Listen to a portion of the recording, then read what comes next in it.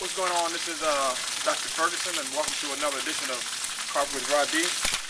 I've been a little absent on the Coffee with Rhadi tip, and there's a good reason for that. I've been ripping and running and doing a lot of training with the Bahamian Judo Federation, and I've been traveling some, been to the UFC Expo, and been in a couple other places, and I'm trying to train for mixed martial arts and balance the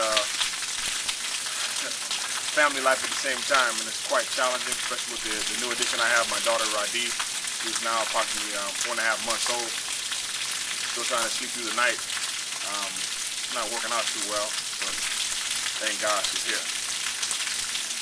Man, I had a challenging weekend this weekend. I wanted to really do the 4th of July thing and hang out with my son and put some stuff on the grill, but my cousin's husband died, so I had to go to Atlanta to attend the funeral. He was only 38 years old. It was kind of depressing. I couldn't tell you what color suit my cousin Garrick had on or what he looked like in the casket, because I didn't even bother to turn around and look, because at the age of 38, it's just too close to my age of 35, and I just couldn't see myself without my wife or my kids, or I just couldn't put myself in that mental frame of mind. It really was a sobering weekend, to say the least. I came back home and really spent some time with my family and kind of loved on my kids a little bit. But I had a conversation at the table at the repast, which I want to share with you, because it almost made me, you're in a church setting, and you left the funeral. When we have funerals, we celebrate a little bit more than I'm sure some other people do. It's kind of a moment of celebration. We call it a homegoing celebration. So, people are laughing and joking around the table, and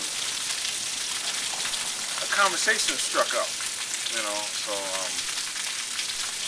women around there talking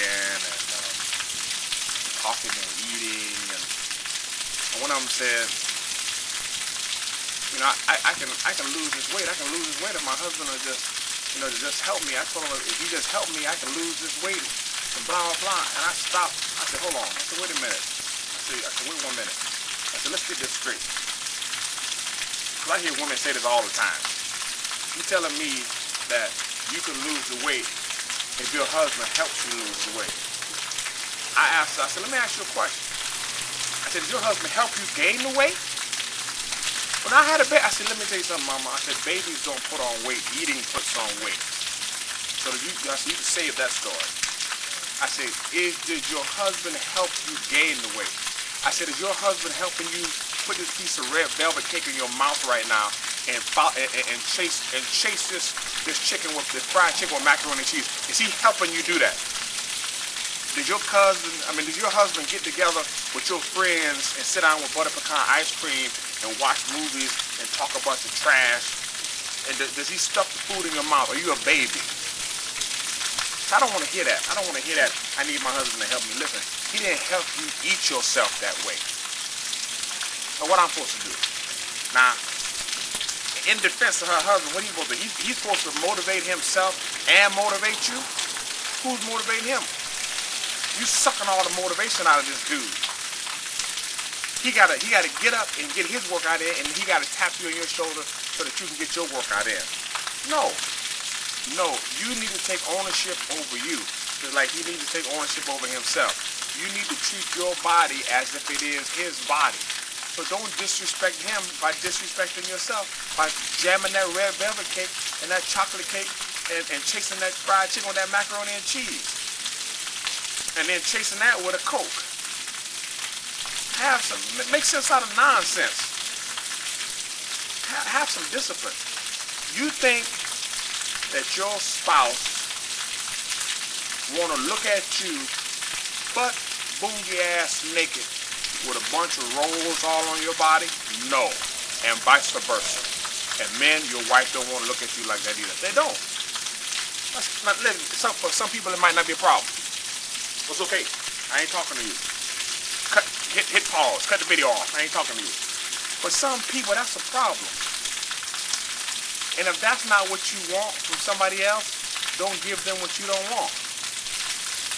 Case in point, my wife does not want someone who's out of shape. So my wife doesn't present herself to me out of shape, and vice versa. I give her that respect that we have in our relationship. I don't like eating unhealthy. She doesn't like eating unhealthy. We just don't eat unhealthy. Just give people respect.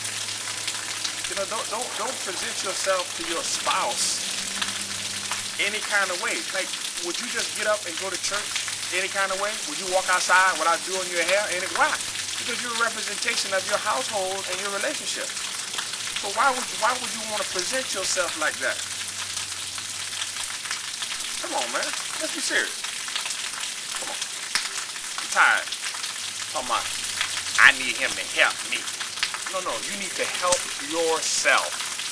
Help yourself. Put on your shoes and go outside and walk. Get some self-discipline. Man, I had people at the I had a sandwich. I had a couple sandwiches at the repast of after the funeral with me. They had some sandwiches out there. I took the bread off, had the meat, lettuce, tomato, mustard, no mayo. Okay, that's what I had. That's what I ate. People pushing chocolate cake in front of me, macaroni and cheese. Man, I moved that stuff right to the side. They said, "What's wrong? You're not eating?" I said, "I'm not eating that." I'm not eating that. I said, man, I looked around the room. I was so disappointed. There were so many people in there. If you asked them to walk 3 miles.